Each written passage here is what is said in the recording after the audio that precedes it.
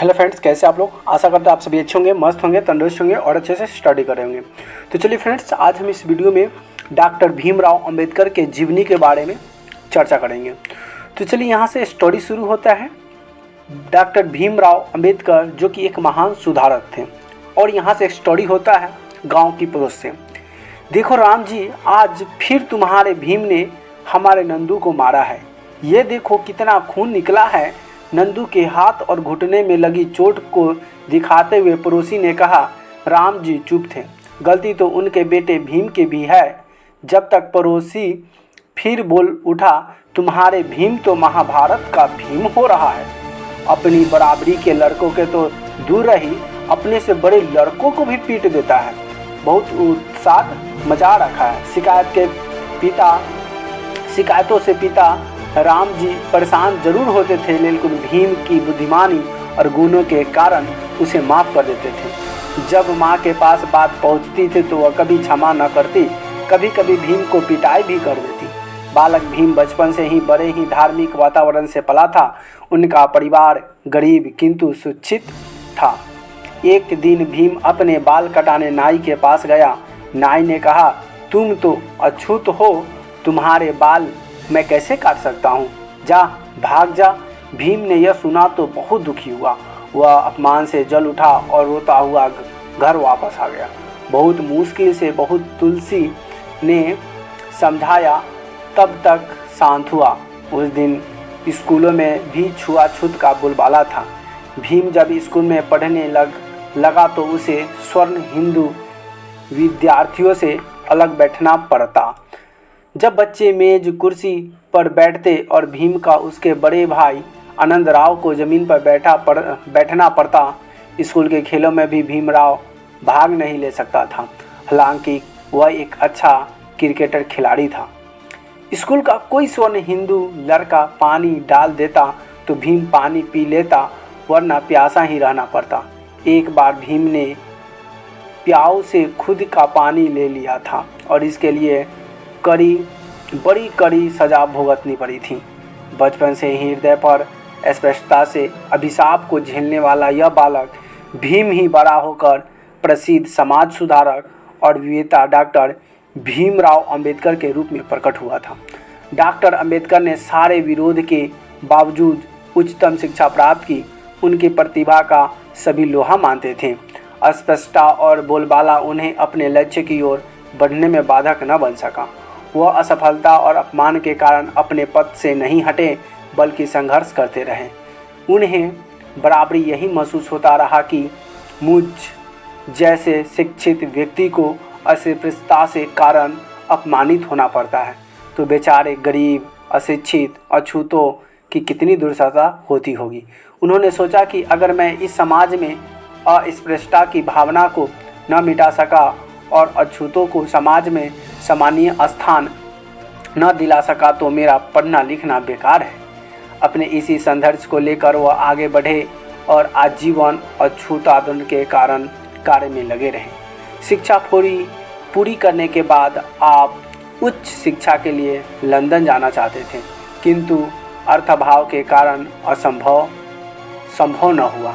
इसी बीच आपको सिडनहैम और कॉलेज के अर्थव्यवस्था से प्रोफेसर की नौकरी मिल गई। इससे उन्होंने थोड़ी राहत मिली। फिर भी लंदन जाने का सपना तो पूरा करना ही था। 2 वर्ष बाद वह लंदन गए। वहाँ लंदन यूनिवर्सिटी आपको ब्रिटिश भारत में प्रांतीय जमाबंदी विषय पर शोध प्रबंध प्रस्तुत करने के लिए MA MSc को डिग्री प्रदान की।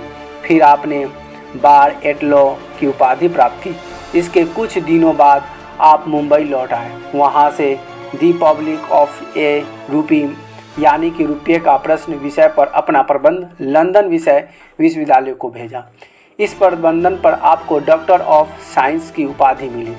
अब डॉक्टर अंबेडकर अछूतों के कार्य को पूरी निष्ठा से जुट गए। महाराष्ट्र में अछूतों द्वारा आंदोलन की ज्योतिवा फूले हैं प्रारंभ भी कर चुके थे। डॉक्टर अंबेडकर ने उसे और आगे बढ़ाया। उधर राष्ट्रीय राजनीति पर महात्मा गांधी का प्रभाव जम चुका था। वह भी हिंदू समाज से अस्पृश्यता को समाप्त करना चाहते थे, किंतु गांधी जी और डॉक्टर अंबेडकर के उद्देश्य एक होते हुए भी दोनों के विचार में मौलिक अंतर था। डॉक्टर अंबेडकर ने स्पष्टता से आंदोलन की शुरुआत 20 जुलाई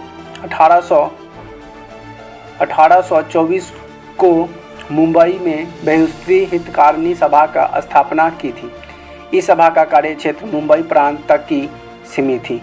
अछूत वर्ग में शिक्षा का प्रचार करना, अस्पृश्यता आंदोलन को आगे बढ़ाना ही एक संस्था का मुख्य उद्देश्य थे।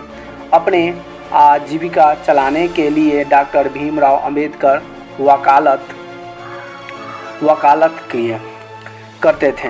वकालत बोले तो वह वकील की पढ़ाई किए थे।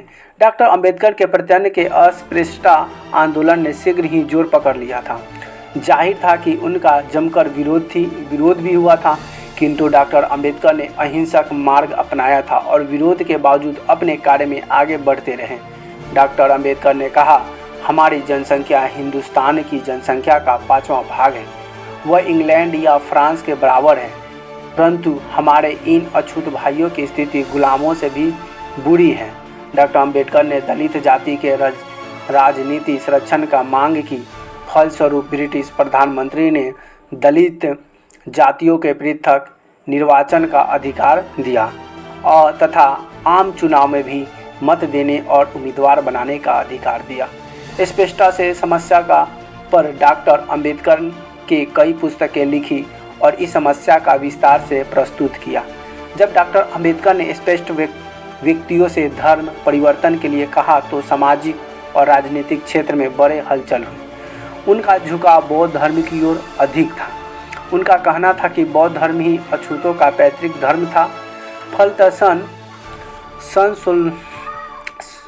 1746 में 2 लाख से भी अधिक दलित लोगों ने बौद्ध धर्म की दीक्षा ली।